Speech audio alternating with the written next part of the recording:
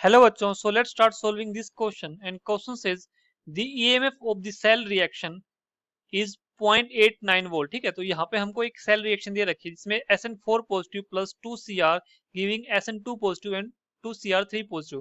ठीक है, तो ये यहाँ पर एक रिएक्शन है और इस रिएक्शन की हमको क्या कैलकुलेट करनी है, डेल्टा जी नोट कैलकुलेट करनी है।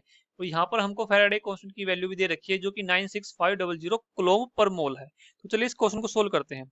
तो इस क्वेश्चन को सोल्व करते हैं तो इस क्वेश्चन के अंदर जो हमारा की कॉन्सेप्ट रहेगा वो की कॉन्सेप्ट एक फॉर्मूला रहेगा जो हमारे हमको पता है, जो डेल्टा जी नोट होता है standard Gibbs free energy change, वो किसके इक्वल होता है, minus n F E naught of the cell के इक्वल होता है। ठीक है, एन यहाँ पर हमारे नंबर ऑफ इलेक्ट्रॉन्स होंगे जो कि रिएक्शन में इन्वॉल्व होंगे और एफ हमारा यहाँ पे फैराडे कांस्टेंट है और ई नोट ऑफ द सेल हमारा क्या यहाँ पे जो स्टैंडर्ड इलेक्ट्रोड पोटेंशियल है। ठीक है, तो अब हम सबसे पहले क्या करते हैं, हमारे पास जो ओवरऑल रिएक्शन है उसको लिख लेते हैं। देखो यहाँ पर हमारे पास जो ओवरऑल रिएक्शन है वो कुछ इस तरह से रिएक्शन, ये रिएक्शन है 3SN4 positive plus 2Cr giving 3SN2 positive plus 2Cr3 positive, 2Cr3 positive. अब देखो सबसे पहले हमको यहाँ पे क्या करना है, यहाँ पे देखो हमको F की वैल्यू गिवन है। F की वैल्यू कितनी गिवन है हमको, F की वैल्यू गिवन है 96500 कूलम्ब पर मोल। ठीक है, ये तो गिवन एक फैराडे कांस्टेंट है और ई नोट ऑफ द सेल की वैल्यू गिवन है, वो वैल्यू कितनी है, ये वैल्यू है 0.89 वोल्ट जो कि ये वैल्यू है। अब हमारा जो मेन काम है वो क्या, हमको यहाँ पे एन की वैल्यू को फाइंड आउट करना सबसे पहले। तो एन की वैल्यू कहाँ से फाइंड आउट होगी, एन की वैल्यू होगी यहाँ से रिएक्शन से। तो सबसे पहले देखो यहाँ पे कि इसकी एन की वैल्यू कितनी होगी, तो इसकी एनोड और कैथोड की रिएक्शन लिख लेते हैं। यहाँ पे देखो ये जो 4 पॉजिटिव है किस में कन्वर्ट हो रहा है, 2 पॉजिटिव में कन्वर्ट हो रहा है। ठीक है, इसका मतलब कि यहाँ पर डिक्रीज इन ऑक्सीडेशन स्टेट हो रही है। तो डिक्रीज इन ऑक्सीडेशन स्टेट का मतलब क्या हुआ, यहाँ पर मतलब हुआ कि इसकी क्या हो रही है, रिडक्शन हो रही है। इसकी क्या हो रही है, यहाँ पे रिडक्शन हो रही है। और यहाँ पे क्रोमियम है, क्रोमियम 0 से +3 में गया, इसका मतलब कि यहाँ पे क्रोमियम की क्या हुई है, ऑक्सीडेशन हुई है।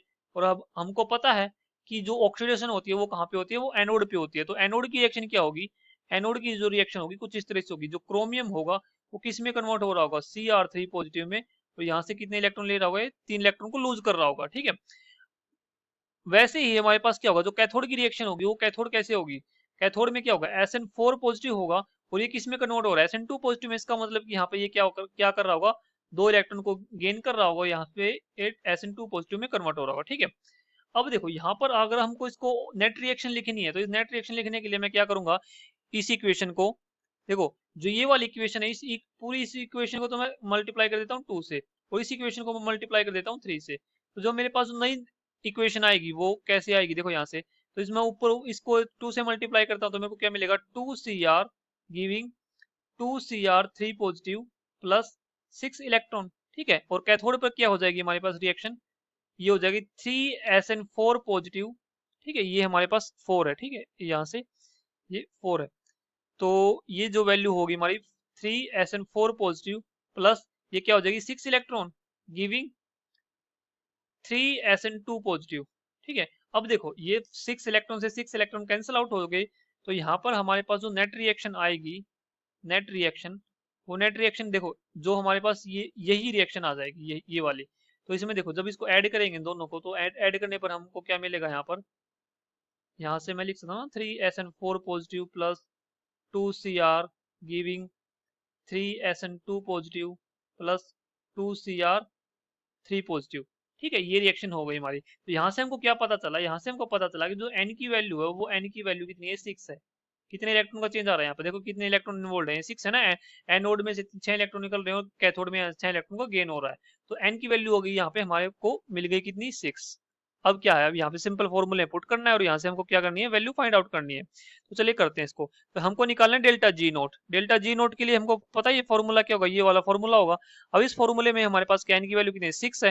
देखो ये जो फॉर्मूला यहाँ से मैं माइनस लगाएंगे, 6 मल्टीप्लाई में f की वैल्यू कितनी है, 96500। ठीक है, कूलम्ब पर मोल हो गई। और उसके बाद हमारे पास और क्या, ई नोट की वैल्यू कितनी है, 0.89 वोल्ट है। ठीक है, तो जब इसको हम कैलकुलेट करेंगे, इसको कैलकुलेट करने पर हमको जो वैल्यू मिलेगी वो वैल्यू कितनी मिलेगी, यहाँ से मैं देख सकता हूँ कि जो अगर हम कैलकुलेट करेंगे तो ये वैल्यू आ जाएगी, यहाँ पे मैं कैलकुलेट करता हूँ इसको, 6 × 10⁻⁶ मल्टीप्लाई 0.89। सो जो ये वैल्यू आएगी -515,310। ठीक है, 310। तो ये वैल्यू आई है किस में आई है, जूल में आई है। किस में आई है, जूल में। अब हमको पता है कि जो 1 किलो जूल होता है किसके इक्वल होता है, 1000 जूल के इक्वल होता है। इसको हम किस में भी कन्वर्ट कर सकते हैं, किलो जूल में। सो जो ये वैल्यू आएगी, ये वैल्यू आ जाएगी जब इसको, तो मैं इसको ऐसे भी लिखता हूँ 1515 इंटू 0.310 किलो जूल। सो ये जो वैल्यू आ गई हमारे, किसकी वैल्यू आ गई, डेल्टा जी नोट की वैल्यू आ गई, किसके लिए, इस रिएक्शन के लिए। और ये वैल्यू नेगेटिव, इसका मतलब कि जो रिएक्शन होगी कैसी होगी, फिजिबल रिएक्शन होगी। So delta G note value for this reaction will be -515.310 kilo joule, right. So I hope you understood it very well. Thank you, best of luck.